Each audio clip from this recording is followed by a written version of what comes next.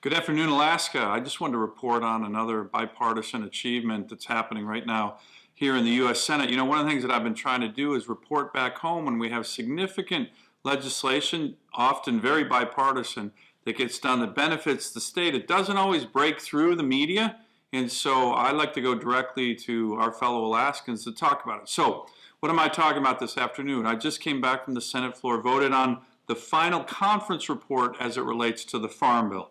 Now, this is a big bill that often is a focus of our farmers in lower 48 states.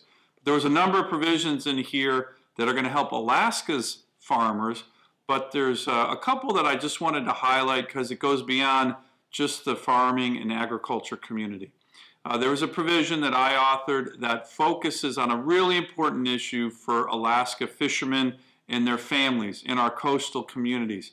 Right now, as the law currently exists, there is a loophole in the law that allows for foreign fish, often harvested in foreign waters, for example, pollock, Russian pollock, sent to China, injected with phosphates to plump it up. That gets sent to our school lunch program and is paid for by American taxpayers to have our kids eat that kind of fish. Right now, when Russia bans all exports of Alaskan fish to Russia. So what my provision did to close this loophole once and for all, not just with regard to Alaska fish, but all fish. So it now means that under this new law that the president will sign soon, that for the school lunch programs, fish has to be caught in American waters, processed in America,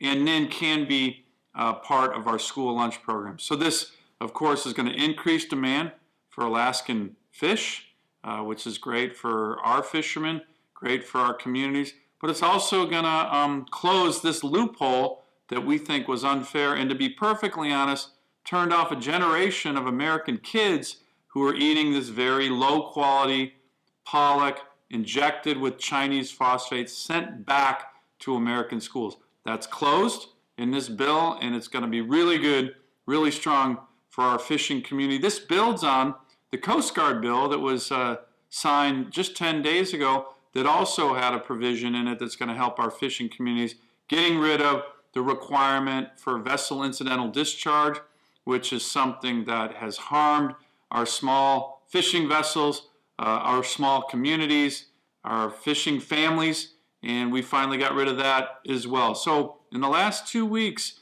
we've made progress on issues that have been out there for, well over a decade. Both of these we've been working at. We finally got them done, and so that's a good victory for Alaskan fishermen and our coastal communities.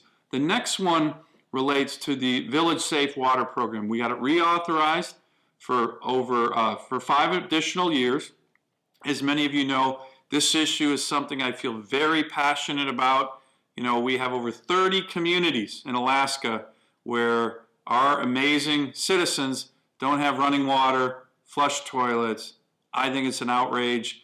I had a bill that instituted a new program 2 years ago. That's been fully funded by the EPA, EPA will be in charge of that. This is the USDA in charge of the Village Safe Water Program. So now we have 2 programs fully authorized, funded, that are going to help make sure Alaskans, like the rest of the country, have water and sewer in their homes, which is what we think they should have. So good progress on that as well. And then finally, an issue that I know matters to a lot of our fellow Alaskans, we were able to get a provision in this farm bill that deals with traditional foods. So there had been problems with getting traditional foods, traditional Alaskan foods, moose, berries, caribou, salmon, being served in federally supported facilities, even, for example, pioneer homes. This agriculture bill clarifies that. We're now going to be allowed to do that. And again, this is progress that's going to benefit several of our constituents. So good news in Washington on this farm bill that we just voted on. A lot of good things in there for our great state. And again, sometimes it doesn't break through the news. You don't get this reported, but there are things here that are very bipartisan that are going to benefit our state. And we just had another one today on the Senate floor.